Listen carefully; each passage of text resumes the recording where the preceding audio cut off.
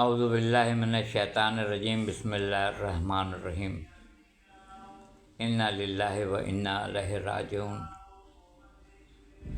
لعنت اللہ علی قوم الظالمین، ظالموں پہ اللہ کی لعنت ہو۔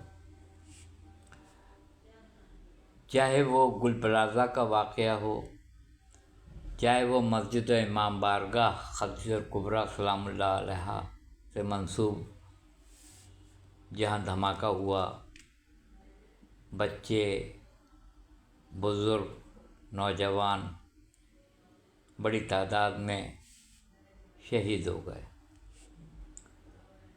جیسی سوچ ویسے الفاظ، بعض کی نظر میں ہلاک ہو گئے، واصل جہنم ہو گئے، بعض کی نظر میں من مات علی حب آل محمد مات شہیدہ، من مات علی حب آل محمد مات مغفورا۔ جو سجدے میں جا رہے ہیں، یہ عقل انسانی کہتی ہے کہ وہ بہترین یعنی نماز کی معراج سجدہ، اور اس حالت میں دنیا سے جانا، میں تو یہی دعا کروں گا کہ اللہ تعالیٰ ہر خوش نصیب کو وہ موقع دے کہ وہ منصب شہادت پہ فائز ہو اور نماز کی حالت میں اور نماز کی معراج سجدہ اس حالت میں دنیا سے جائے۔ دنیا فانی ہے، کل نفس ذائقۃ الموت، کل کا کل نفس موت کا ذائقہ چکھے گا۔ بسم اللہ الرحمن الرحیم، کل من علیہا فان ویبقی وجہ ربک ذو الجلال والاکرام۔ یہ دنیا تو عارضی ہے۔ سورہ المومنون 23واں سورہ قرآن مجید کا پڑھ کے بتا رہا ہوں، آپ بھی پڑھ لیجیے گا۔ ہم ان سے پوچھیں گے کہ دنیا میں کتنے دن رہے؟ وہ کہیں گے آدھا دن، ایک صبح یا کچھ لمحے۔ تو آواز آئے گی، نہیں، شمار کرنے والوں سے شمار کروا لو جا کے، اس سے بھی کم مدت کے لیے ٹھہرے ہو۔ یاد رہے کہ جناب نوح علیہ السلام 950 سال زندہ رہے، حضرت عیسیٰ علیہ السلام زندہ ہیں، حضرت خضر علیہ السلام زندہ ہیں، مگر جب ان سب سے پوچھا جائے گا تو وہ کہیں گے یا ایک لمحہ، یا ایک صبح، یا ایک شام۔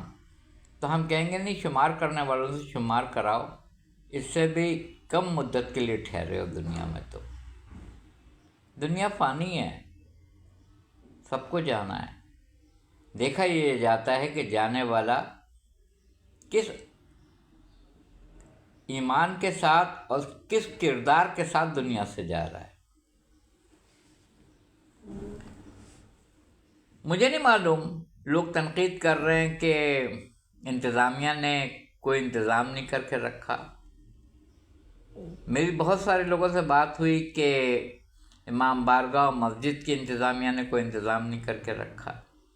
کافی دیر میری بحث ہوتی رہی اپنے لوگوں سے کہ آپ الزام کس کو دیں گے؟ انتظامیہ کو دیں گے، یہ ان کا فرض تھا، یا امام بارگاہ و مسجد خدیجہ الکبریٰ سلام اللہ علیہا کی انتظامیہ کو دیں گے؟ آپ کس کو دیں گے آپ؟ تو انہوں نے یہ کہا کہ دیکھیے، بات اصل میں یہ ہے کہ اس میں آپ کسی کو مورد الزام نہیں ٹھہرا سکتے ہیں، یہ سارا کام پیسہ کرواتا ہے۔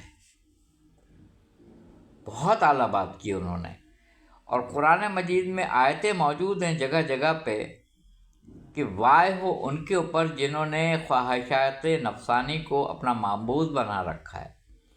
اور انسان کی سب سے بڑی خواہش اس زمانے میں پیسہ ہے، دولت ہے۔ کسی نے پوچھا کہ آپ کو عزت عزیز ہے یا دولت؟ تو انہوں نے کہا دولت۔ تو پوچھنے والے نے پوچھا کہ آپ کو عزت عزیز نہیں ہے؟ تو انہوں نے جواب دیا کہ جب دولت آتی ہے تو شہرت بھی آ جاتی ہے اور عزت بھی آ جاتی ہے پیچھے پیچھے، تو مجھے دولت چاہیے۔ تو جب بڑے بڑے ایمان والے پیسے کے آگے بک جاتے ہیں اور ان کا ایمان بک جاتا ہے، تو پھر مسئلہ ہی ختم ہو گیا، چاہے وہ ہمارے طرف کے لوگ ہوں، چاہے وہ فریق مخالف کی طرف کے لوگ ہوں، چاہے وہ کوئی بھی ہو، بیرونی طاقت ہو، اندرونی طاقت ہو، جو پیسے پہ بک گیا اس نے یہ فعل انجام دے دیا۔ اتنا بڑا مارکہ ایران میں ہوا تو آپ کیا سمجھتے ہیں کہ سب کے سب متقی ہیں، پرہیزگار ہیں، عبادت گزار ہیں؟ کوئی ضروری نہیں ہے، کوئی ضروری نہیں ہے۔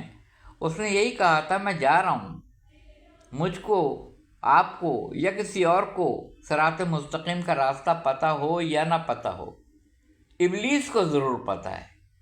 ابلیس نے کہا کہ میں صراط مستقیم پر بیٹھ جاؤں گا، جب راستہ پتہ ہوگا تبھی تو بیٹھے گا، بیٹھ جاؤں گا، آگے سے پیچھے سے دائیں سے بائیں سے گمراہ کروں گا ان کو، اور تیرے مخلصین جو ہوں گے، تیرے مخلص بندے، ان کو میں گمراہ نہیں کر سکوں گا۔ اتنا تو ابلیس بھی جانتا تھا۔ کیا کہنا، ہم ابھی تک کہہ رہے ہیں کہ ہمیں صراط مستقیم کا راستہ دکھا، ہمیں صراط مستقیم کا راستہ دکھا، اس پہ ہمیں چلا، اور ابلیس وہیں بیٹھا ہے، ابلیس وہیں بیٹھا ہوا ہے اور گمراہ کر رہا ہے۔ تو کبھی اپنے حافظ ہونے کے اوپر فخر نہیں کیجیے گا، کبھی اپنے قاری ہونے پہ فخر نہیں کیجیے گا، آپ الحاج ہیں، فخر مت کیجیے گا، سجدہ کا نشان آپ کے ماتھے پہ فخر نہیں کیجیے گا، آپ نے عبا پہنی ہوئی ہے، عبا قبا پہنی ہوئی ہے، فخر مت کیجیے گا، آپ بین الاقوامی شہرت یافتہ ہیں، فخر نہیں کیجیے گا، آپ صرف اپنے آپ کا محاسبہ کیجیے گا کہ آپ کو کہیں صراط مستقیم پر بیٹھ کر ابلیس نے گمراہ تو نہیں کر دیا ہے کہیں، کیونکہ یہ بہت گھاٹے کا سودا ہے، بہت گھاٹے کا ہے۔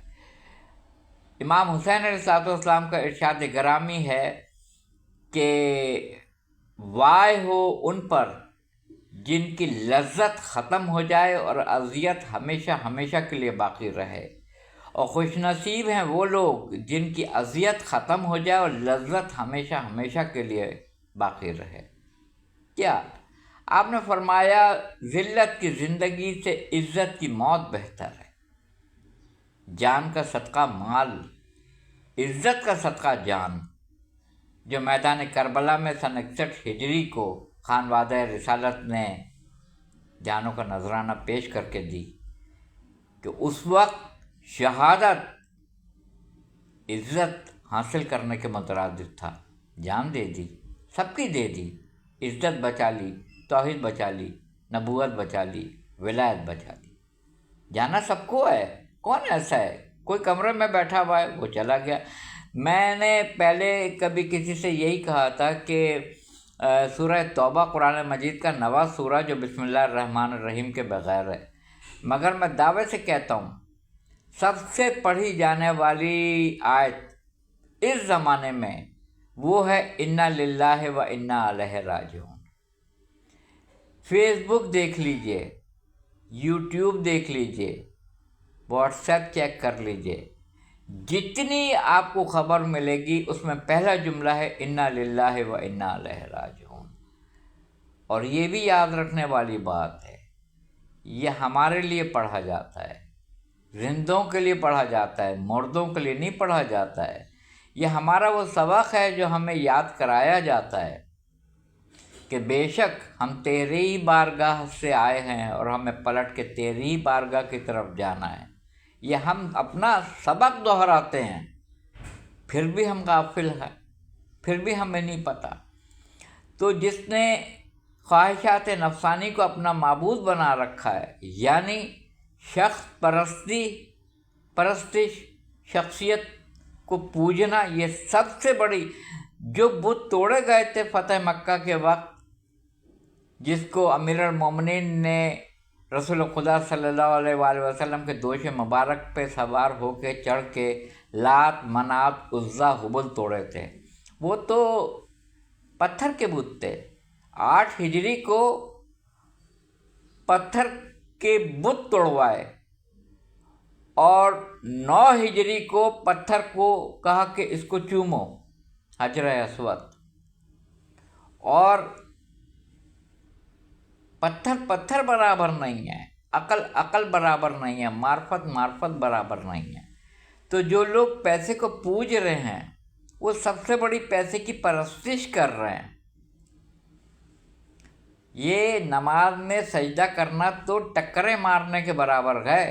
اللہ اکبر کہنے سے اللہ اکبر نہیں ہوتا ہے۔ مولا امیر المومنین علی بن ابی طالب علیہ السلام ارشاد فرماتے ہیں، وہ شخص مسلمان مومن ہرگز نہیں ہے جس کے اعضاء و جوارے دین اسلام کی طرف نشاندہی نہ کر رہے ہوں، جس کی گواہی اعضاء و جوارے نہ دے رہے ہوں، آنکھ نہ بول رہی ہو کہ وہ مسلمان ہے، کان نہ بول رہے ہوں کہ وہ مسلمان ہے، جس کی زبان نہ گواہی دے رہی ہو کہ وہ مسلمان ہے، جس کے ہاتھ پاؤں سے کوئی سلامت نہ ہو، وہ مسلمان نہیں ہے۔ یاد رکھیے گا، اس کا کوئی حل نہیں ہے۔ اگر پیسہ لے کے قتل حسین کا فتویٰ دیا جا سکتا ہے، اگر جاؤ حشم لے کے، اگر مال و دولت لے کے قتل حسین کا، بڑے بڑے حافظ قرآن نے فتویٰ دیا قتل حسین کا، تو بہت بڑا کام ہو سکتا ہے۔ آج بھی کسی مسجد کو، کسی امام بارگاہ کو بم سے اڑا دینا، لوگوں کو حالت نماز میں شہید کر دینا، کیونکہ دولت میں بڑی طاقت ہے۔ قرآن مجید کہتا ہے، اے ایمان والو، یعنی ایمان قلب میں ہے، اگر تم ایمان لانے کے بعد کفر اختیار کرتے ہو تو مجھے تمہاری رتی برابر فکر نہیں ہے۔ میں تمہاری جگہ تم سے بہترین متقی پرہیزگار عبادت گزار لے آؤں گا۔ تو اپنے ایمان پہ فخر مت کیجیے گا۔ جو ایمان 2 ٹکے کے اوپر فروخت ہو جائے اس کو بک جانا چاہیے، اس کی کوئی حیثیت نہیں ہے۔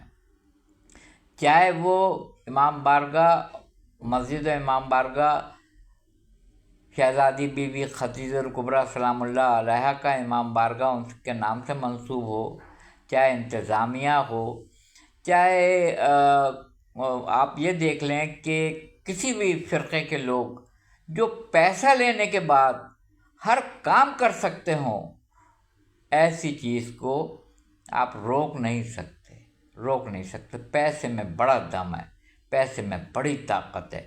پیسہ بڑے بڑے متقی پرہیزگار عبادت گزار کا کردار، ایمان خرید لیتا ہے۔ بس مجھے اس سے زیادہ اور کچھ نہیں کہنا ہے۔ بہت سارے لوگوں نے، ہماری اپنی برادری کے لوگوں نے بسنت منائی ہے۔ ہم کس منہ سے انتظامیہ سے شکایت کر رہے ہیں؟ ہم کس منہ سے انتظامیہ کو کہہ رہے ہیں کہ انہوں نے کوئی انتظام نہیں کیا؟ ہمارے اپنے لوگ سرچ کر سکتے ہیں، بسنت منا رہے تھے۔ اپنے ہی ہم مسلک لوگوں کے لاش کے اوپر بسنت منا رہے تھے۔ ہم دوسرے سے شکایت، دشمنوں نے تو دشمنی کی ہے، اپنوں نے کون سی کمی کی ہے؟ وآخر دعوانا الحمدللہ رب العالمین۔